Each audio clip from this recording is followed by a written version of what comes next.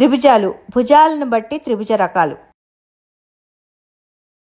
పిల్లలు, ఈరోజు మనం త్రిభుజం యొక్క 3 భుజాల కొలతలను బట్టి వివిధ రకాల త్రిభుజాల గురించి నేర్చుకుందాం. 3 రేఖాఖండాలు కలిగిన సంవృత పటాన్ని త్రిభుజము అంటారు. ఆ 3 రేఖాఖండాలని త్రిభుజ భుజాలు అంటారు. 3 మూలల్ని త్రిభుజం యొక్క శీర్షాలు అంటారు. ఈ త్రిభుజం ఏబీసీలో 3 రేఖాఖండాలు ఏబి, బీసీ మరియు సిఏలు త్రిభుజాన్ని ఏర్పరిచాయి. అమన్ మరియు ఖుషి అగ్గిపుల్లలతో కొన్ని ఆకారాలు తయారు చేశారు.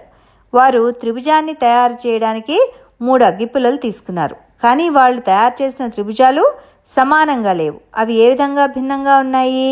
ఖుషి ఈ రకమైన త్రిభుజాన్ని తయారు చేసింది. చూడండి, ఈ త్రిభుజంలో అన్ని భుజాలు సమానంగా ఉన్నాయి, అంటే ఒకే పొడవును కలిగి ఉన్నాయి. దీన్ని మనం సమబాహు త్రిభుజము అని అంటాం. కాబట్టి ఈ త్రిభుజంలో రేఖాఖండాలు ఏబి, బీసీ, సిఏ, అంతేకాదు మనం కోణాలను కొలిస్తే అవి కూడా సమానము అని గమనించవచ్చు. మరియు దాని విలువ ఖచ్చితంగా 60 డిగ్రీలు. ఈ త్రిభుజంలో అన్ని కోణాలు కూడా సమానం, అందువల్ల దీన్ని సమకోణ త్రిభుజము అని కూడా అంటారు. ఇప్పుడు అమన్ ఈ త్రిభుజాన్ని తయారు చేశాడు. ఈ 2 భుజాలు సమానంగా ఉన్నాయి. ఏబి భుజం మరియు ఏసీ భుజం సమానం. అంతేకాకుండా ఏబి 3వ భుజం బీసీతో చేసే కోణము మరియు ఏసీ కూడా బీసీతో చేసే కోణానికి సమానము అని గమనించవచ్చు. ఈ త్రిభుజాన్ని సమద్విబాహు త్రిభుజము అంటారు. 2 సమాన భుజాలు మరియు 2 సమాన కోణాలు అన్నమాట. మళ్ళా ఖుషి అన్ని భుజాలు వేరువేరుగా ఉండేట్టుగా మరొక త్రిభుజాన్ని తయారు చేసింది. ఇటువంటి త్రిభుజాన్ని విషమబాహు త్రిభుజము అంటారు.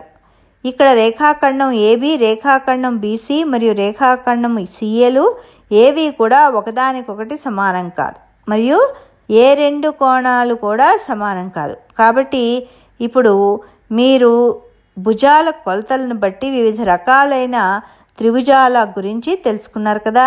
అన్ని భుజాలు సమానమైతే సమబాహు త్రిభుజము, ఇందులో అన్ని కోణాలు కూడా సమానము. 2 భుజాలు సమానమైతే సమద్విబాహు త్రిభుజము, ఇందులో 2 కోణాలు సమానం. అన్ని భుజాలు వేరువేరుగా ఉంటే విషమబాహు త్రిభుజము, ఇందులో కోణాలు కూడా వేరువేరుగా ఉంటాయి. ఇప్పటికి మరి సెలవు. ఈ పాఠాన్ని మళ్ళీ మరోసారి చూసి మీరు సాధన చేయండి. తర్వాత పాఠంలో మరిన్ని విషయాలు నేర్చుకుందాం.